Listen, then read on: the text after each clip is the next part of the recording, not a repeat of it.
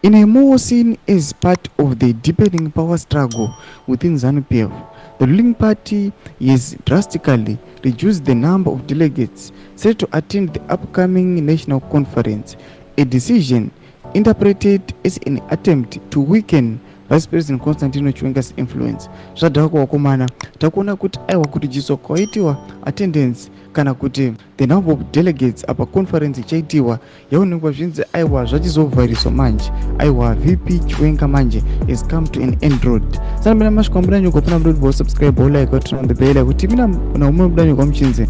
Zanu PF National Chairperson Opam Chinguri announced the new delegate limits, stating it is not everyone who will attend. It will be the Politburo members, Central Committee members, National Consultative Assembly members, Provincial Executive members, and District Coordinating Committees.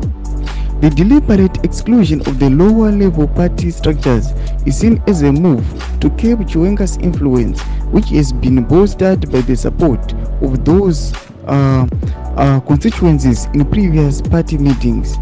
By reducing their presence, Mnangagwa's faction is narrowing the pool of potential descendants, further isolating Chiwenga. Tomash vatukwana kufinaliza na huko mnachita aiwa ku involve kwakaita kuti aiwa nachano attend this event vange vari vanhu vekwaitebwa na kumsorosoro vanozikana kuti aiwa ndo vakomana vari loya kune mutungamiri wenyika vabva vauya ndobva vastopa vanhu vari ku lower structures, vanhu vari kuzasi vavanzi aiwa havafaniri kuatenda, of which ndokuri kuonekwa kuti aiwa ndokune support base aiwa yageneral, ndokune support base yaVP Chiwenga yaonekwa as a way yaonekwa kuti aiwa yatova yekutokata kuti aiwa VP Chiwenga vafanira kuva nesupport, vafanira kuwanikwa munhu anouya achivasapota.